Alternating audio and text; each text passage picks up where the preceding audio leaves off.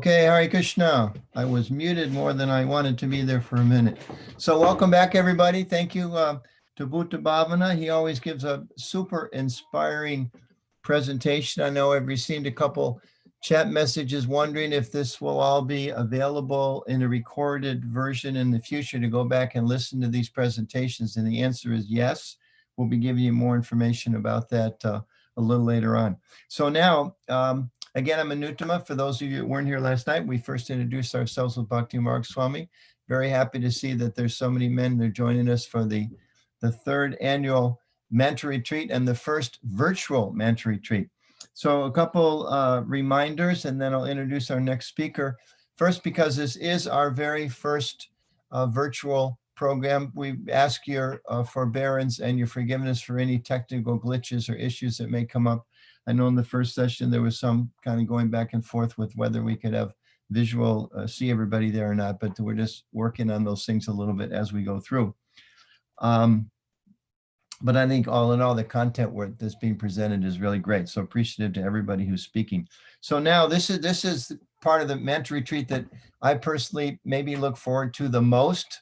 No offense to Bhakti Marg Swami's fantastic drama that's coming up or all the other speakers. But I want to introduce Yadunath Prabhu. He is a performer, a writer, and a director of the New York City's renowned comedy review, Chicago City Limits, which might be a joke in itself. I'm not sure why it's a renowned New York troupe, but it's called the Chicago City Limits. Maybe I'll have to pursue that offline with him. And he is an award-winning improvisational comedian. In addition to that, he's been a practitioner of bhakti-yoga for over 20 years. He's one of ours, but he works professionally as a comedian. And he was a host in the documentary film that actually ISKCON Communications produced, Hare Krishna, 50 Years of Service and Joy. He was initiated by His Holiness Bhakti Maharaj at ISKCON's first temple in 26 2nd Avenue, and he now serves there as on the board of directors. So that's his general background. I just want to mention a few personal things. I met Yadunath years ago. He came to the Festival of Inspiration that was hosted in New Vrindavan for many, many years. And the first time maybe was 15, 20 years ago or so at this point in time. And I really appreciated not only his humor, which hopefully you're all going to enjoy, but also just the fact that I felt it was a significant step for ISKCON to actually have its own comedians. You know, generally religious people tend to be like a little uptight. I'm sure you've all met one or two religious people who are uptight, either on the street when you were going grocery shopping and you met some representative of one of the Abrahamic faiths, or perhaps at a Sunday feast when you went to the Hare Krishna temple. But in either of those contexts, we've all met people that tend to be a little kind of rigid, and sometimes excessively so.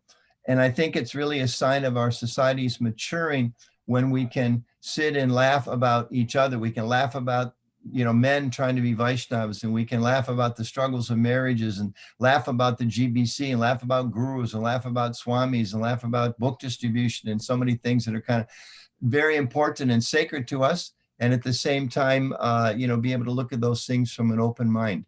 So Yadunath is sending me a message. It might be good if everybody can go on their video, at least for some time, so he gets a sense of who's out there to make it a little more personal for him. And also that way, if he looks at all of you, maybe he's going to crack too many jokes at our personal expense. So go ahead and take the risk. Let him see you. And Yadunath Prabhu, please go ahead, take it away. And so happy that you're here. So happy you're here. Thank you, Anutama Prabhu. Following Bhuta Bhavana Prabhu is like lighting a match after a fireworks display. So, best of luck. It's like having a 7-course gourmet feast, and then for dessert, they give you cheese doodles. You know what I'm saying? Anyway, here we are. And listen, I have good news, men. Good news. Are you ready? Ready? It's not your fault. It's not your fault, okay? Look, they can complain about us all they want. Men aren't in touch with their feelings. He doesn't communicate with me. And you want to know something? They're right. They're right. Those are valid criticisms, absolutely. But listen to me. It is not your fault. It's not your fault that ever since you were a year old, you were hammered with things like big boys don't cry, take it like a man. And if I see one more tear, Joey, I'm going to suffocate your pet chihuahua. We all heard these things, right? Right? Look, I would love to get all melty and gooey when I see videos of puppies and kittens sleeping peacefully on each other's bodies. I would love to be able to communicate my distress and heartache when I read about starving children or an old woman getting mugged or Donald Trump tweeting. Oh, just an aside. How many of you were here at the retreat a couple of years ago and saw me talk about Donald Trump? Few of you? Few of you, okay. Look, one word about that. For those of you who weren't there, 2 years ago in New Vrindavan, I did a whole anti-Trump rant. It was an attempt on my part to work through, in a hopefully comedic and somewhat artistic way, the many issues I have with him as a leader and as a person. I just want to say seriously that I do regret having done that. I really do. I still believe that 90% of what I said about him was demonstrably true, but I do regret having given those feelings expression, focus, and energy, because that kind of negativity and criticism just isn't good for spiritual life. I can't even say I've rectified myself, but I'm aware of it and I just wanted to come clean. Okay, so thanks for the indulgence. Now, where was I? Ah, yes, it's not your fault. We were taught this artificial behavior our whole lives, this culture of suppression. And do they think it's fun for us being so helpless and utterly lacking in self-control that just because an even remotely attractive woman walks by us, we have to yank our heads and gape at them like they're about to give out Krishna's private cell phone number or something? Do I think that's fun? Look, I don't want to objectify women. It's exhausting. Almost anything can disturb us. By the way, if any of you are newcomers, disturb is ISKCON speak for arouse, just so you know. Yeah, so almost anything can disturb us. Do they have any idea how debilitating that is? I mean, we read in Srimad Bhagavatam about Sobhari Rishi, who fell from his austerities when he saw 2 fish mating. 2 fish.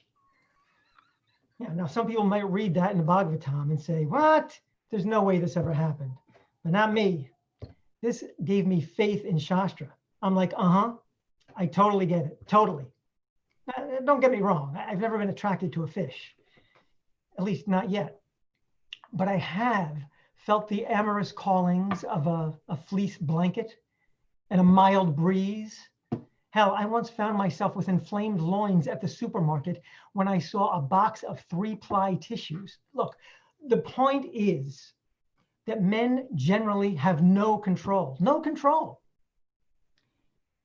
I don't know how it is elsewhere in the world. Maybe it's just in America. But this culture grabs you by the head and pushes your face in women's bodies, like forcing a dog to look at where it peed on the carpet. And it says, you like this. This is good. This is happiness. Billboards, magazines, TV, movies, at stores, on trains, on and on. We're brainwashed by this stuff. That's why Prabhupada once responded to accusations of brainwashing by turning it around on them. That yes, our brains are contaminated and conditioned, and he is washing them clean. Men look at women the way an alcoholic looks at a bottle of Johnny Walker Black, the way a rat looks at a piece of cheese, the way Donald Trump looks at a mirror. Damn it.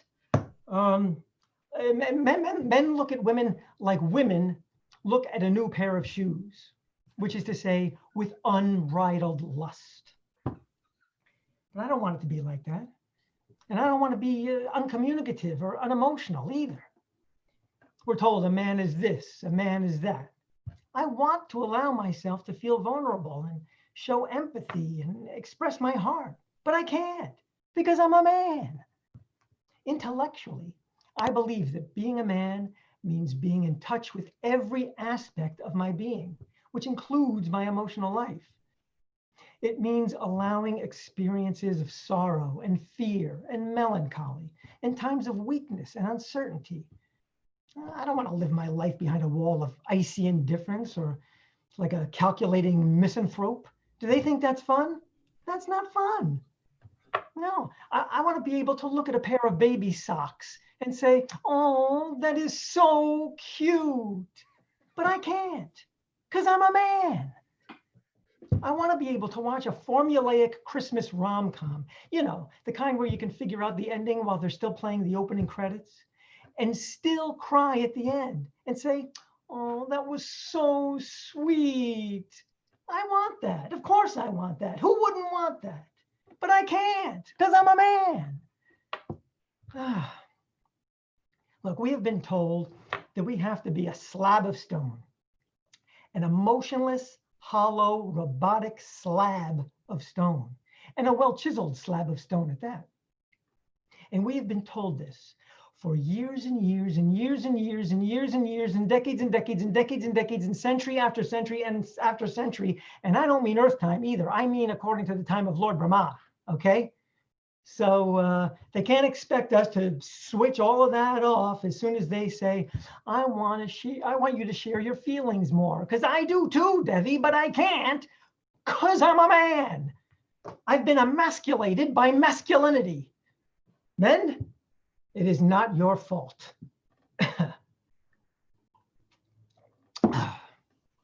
So anyway, hi, I'm sorry. I didn't properly greet you. I'm so happy to be back at Mantra Retreat, unlocking a man's dharma in a lockdown world. Y'all been doing all right during this pandemic? What you guys been doing during the lockdown? Wait a minute. Don't answer that. Is that why they have Mahatma Prabhu giving that class? Ouch. More on that later.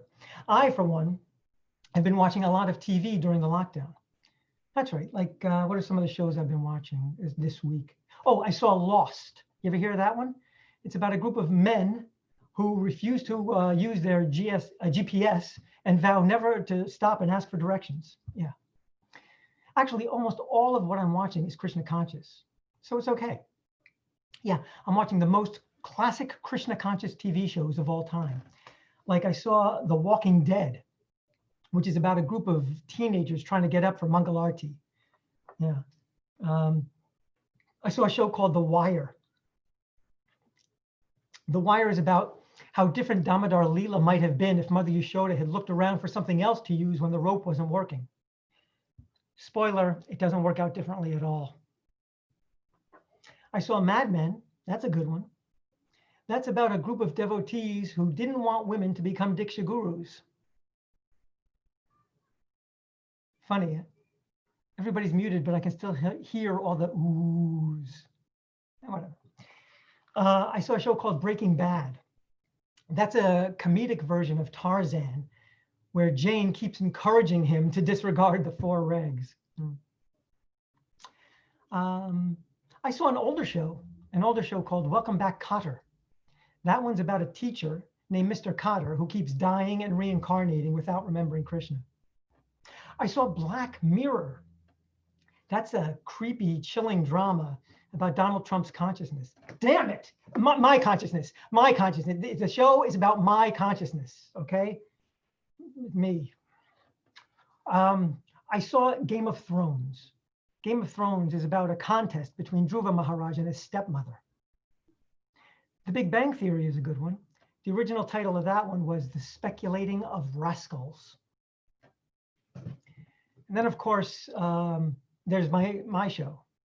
Did you know I had my own show? Yeah, it's a comedy about me trying to put on a dhoti. It's called 60 Minutes. But my favorite is probably Happy Days. Happy Days is about when my wife goes away for the weekend. No, I'm just kidding. I'm kidding. That show is called Sad, Alone, and Pathetic. No, Happy Days is actually a documentary series. Every week they show Prabhupada reuniting with a different disciple. I saw shows on Mother Krishna Nandini Prabhu, His Holiness Bhakti Charu Swami, Ramananda Prabhu, Anantashanti Prabhu, Yamuna Devi, Sadaputa Prabhu, His Holiness Bhakti Swarup Damodar Swami, His Holiness Bhakti Tirtha Swami, His Holiness Tamal Krishna Goswami. And those are just some of the more well-known episodes of this show. You know, come to think of it, they should have titled it Happy Days for Them, Lonely Days for Us. What a list of Vaishnavas, huh? I think about these sadhus and it becomes clearer to me than ever before that I'm no devotee, you know, I'm really not and I'm not trying to be humble here either. I'm really not here, let me give you an example. I have my own take on Brahma Muhurta. Every day I get out of bed 2 hours before noon. My Varma Pradarshika guru was blueberry halva. Yeah, I got a little picture of it on my altar at home. We're in the middle of Kartik, right? This year, the best I could do was vow to cut down on my use of the words nectar and ecstatic. Actually, I made one more vow, but I'm a little embarrassed to mention it now. I don't know, Bhakti Marg Maharaj, is it safe for me to mention it here, or should I not mention it at all? Go for it. I saw you go for it. Yeah, all right. It's a little embarrassing, but I vowed to stop making fun of Donald Trump. See, I'm just no good. I can't hack it. The only reason I was even invited back to the mantra retreat this year is that I'm very in tune with men, very in tune. In fact, I am so in tune with men that people have called me a sage, an all-knowing conduit between men and normal people. As a matter of fact, in these envelopes are questions about things that are associated with men. No one, including my humble self, knows the questions that are in these envelopes. Yet, by my mystical siddhis, I will ascertain the answers to these questions before ever having seen the questions themselves. That's right. I will give you the answers by mystical insight without knowing what the questions are.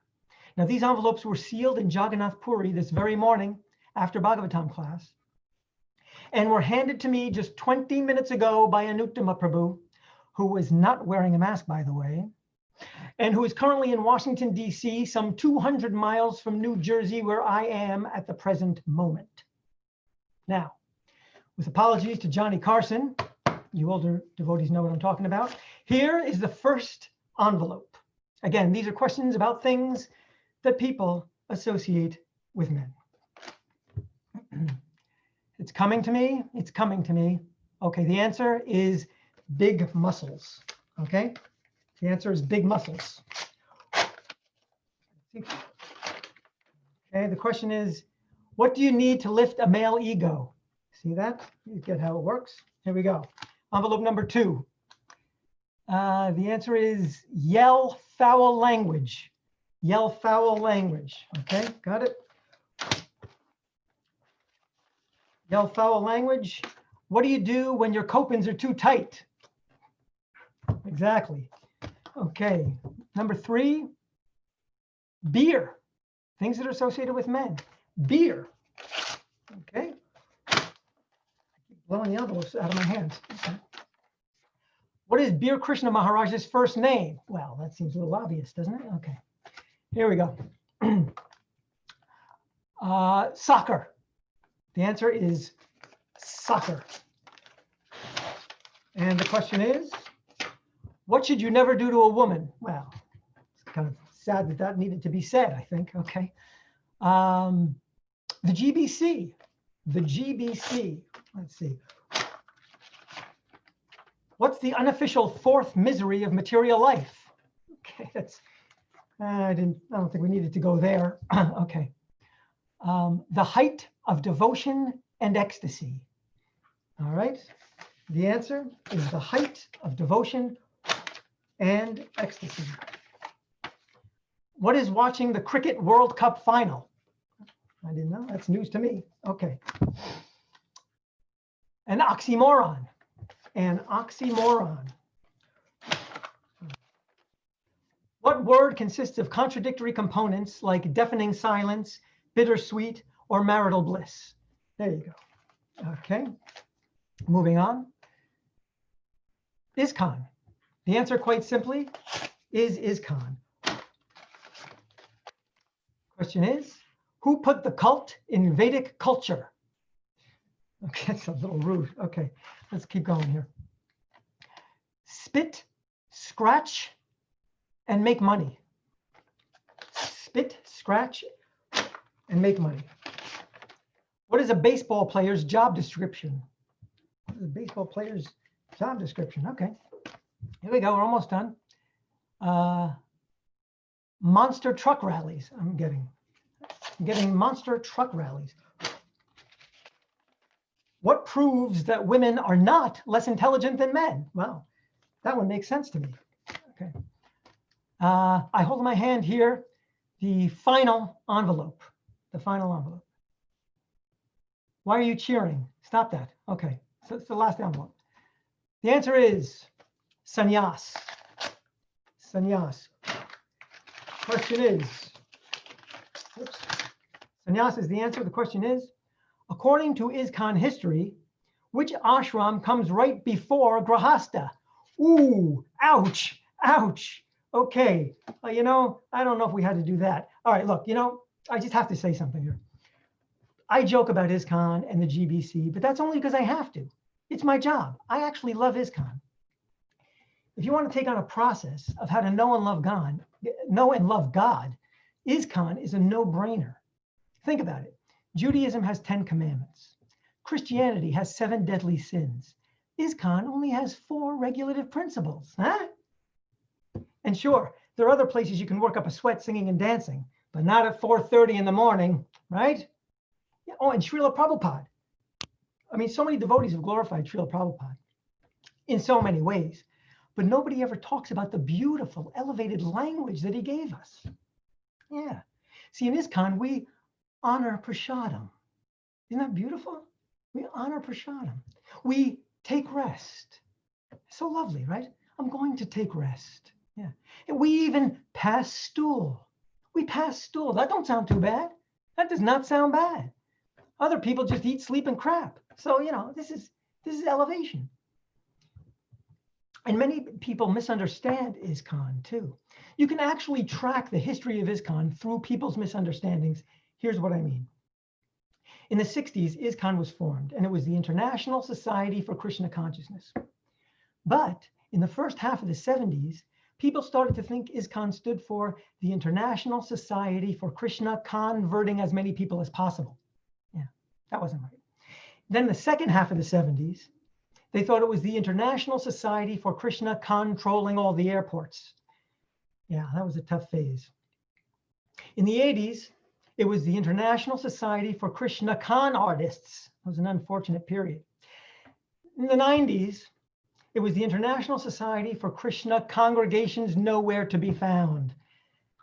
In the 2000s, it was the International Society for Krishna Confining Outreach exclusively to yoga studios. Yeah, that was the 2000s. Then in the 2010s, it was the International Society for Krishna Confident of a Comeback.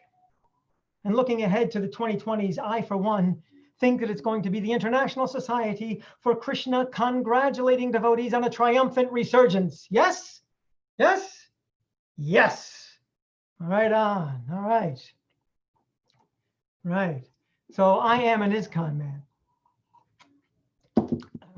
Of course, before coming to ISKCON, I tried different kinds of meditation. Like silent meditation is always popular, but I always found it very difficult. I tried it out anyway, though, because you know what they say, you only go around several million times. Once I took a guided meditation class, but I'm from New York, and the instructor sounded like he smoked cigarettes for 25 years. Okay, visualize the water flowing over you, all right? Relax your body. Relax your body. Okay, I'm relaxed. Jeez, that was tough. Then I met devotees from ISKCON, and it was wonderful. Mantra meditation made much more sense to me, and the devotees were great. I love the devotees. I mean, they're not perfect, but they're great. Come on, let's be honest. Did you ever try to get directions from a devotee? There's no other way, no other way, no other way. One time I had an argument with a devotee over a mat to sit on in Bhagavatam class. But remember, this was a devotee argument. So that means I wanted him to have the mat, and he wanted me to have the mat. You take, no you. No you, Prabhu, please take. Prabhu, I am your servant. You take, you. We went on and on like this, back and forth, until finally we both decided that neither one of us would sit on the mat. We would both sit on the floor. Just then a devotee came and scooped up the mat, but he didn't sit on it either. Turns out by that time, class had been over for 10 minutes already. Ah, well. Oh, Partha Prabhu. His class is next, right? His presentation is Men, Marriage, and Myths. And I really hope you all can attend because Partha Prabhu is a marriage expert. I'm married myself, but I'm no expert, believe me. I didn't even expect to get married. When I met the devotees, I had an apartment and a job. I never moved into the temple, so I wasn't a brahmachari. But I wasn't really a grahasta either. You know, I was sort of a grahastachari. Then I met her, and all that changed.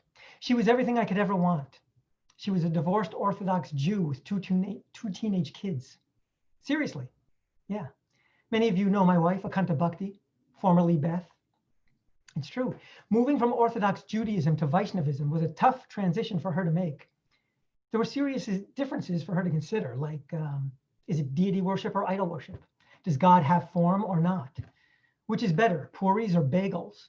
You know, but there were similarities too. And ultimately, she was happy to leave behind the oppressive patriarchal system of rules and regulations found in Orthodox Judaism for the oppressive patriarchal system of rules and regulations found in ISKCON. Yeah. Anyway, we have a great relationship. Although I do introduce her as my first wife, you know, just to keep her on her toes. Also, Mahatma Prabhu is speaking later today after the long break. Yeah, he's speaking about he's gonna talk about. This can be a kind of a tough topic to talk about. It's a little awkward. I mean, it's a very common problem that many men are trying to deal with. But see, Mahatma Prabhu, he's expert at discussing difficult topics with maturity and wisdom. But me, I'm like a fifth grader. I know I'm bound to giggle a lot. So let's just euphemistically say that some of us, well, we're addicted to chocolate. Yeah. We don't only like eating it and thinking about it. We like watching it. We like watching chocolate. And I don't mean like a few M&M's commercials either. I mean hours and hours and days and months of chocolate viewing. Back in the 70s, it wasn't so easy to find chocolate. There used to be theaters that only sold chocolate. That's all you could get there. And if you were a devotee and wanted some chocolate, you had to dress up like it was 1986 and you were going on Sankirtan, you know, selling stickers at a rock concert, putting the baseball cap on and hide your shika. You'd have to spend Krishna's money on a ticket and find somewhere to sit that wasn't near anybody else. All the while watching where you step like you were in a Vietnamese minefield in 1969. Yeah, figuring out where to sit was like choosing between the lesser of 149 evils. And then the lights came up at the end. And even though you knew for a fact that every other person was also there to watch chocolate, the humiliation was still palpable. It felt like you just told your guru that you had a steak and a beer at a casino with a hooker. It was not good. Now, of course, it's completely different. It's a lot easier to find free chocolate to watch. And you can find anything you're into. You know, you can have the whole Milky Way, or you can have just a few little kisses. Some guys like thin mints. Other guys are into chunkies. No judgment from me. Everything is there. Everything is there. Yeah, it's so easy now because guys carry chocolate around with them in their pockets. Yeah, if we're waiting for the bus or we have a couple minutes to kill while the oil is being changed in our car, whip out that phone, tap free chocolate, and there it is. White chocolate, dark chocolate, whatever you want. And during this lockdown period, a lot of us don't even have to worry about privacy issues. It's like living in Willy Wonka's factory. So yeah, it's a lot tougher now because it was a lot tougher then. And all is not lost though. All is not lost. One thing that can be really helpful is to remember that lust is merely a trick of the mind. I mean, it really is just a mind game. Here's something that I'm sure we've all been through, okay? Did you ever see somebody from behind and they have this beautiful long blonde hair and they're nice and slim and they have this really great evacuation apparatus? And then they turn around and it turns out it's a girl. It's all in the mind, Prabhus. It's all in the mind. Look, thank you very much, dear devotees. My time is up. Hey, just like Donald Trump's. Stop it. Stop. I better get out of here. Thank you for your kind attention. Srila Prabhupada Ki Jai. Hare Krishna. Hare Krishna. Thank you, Yadunath Prabhu. You you stretch our thought process about what we should be able to think about and talk about, sometimes with humor, in ways that maybe also makes us want to think about some of these things more seriously, some of the challenges we face, and also take a little lighter look at ourselves and some of the development within our society, towards ISKCON and the different areas we've gone through, things like that. So what words of wisdom do you want to leave with us before we go on a break? Any concluding pièce de résistance?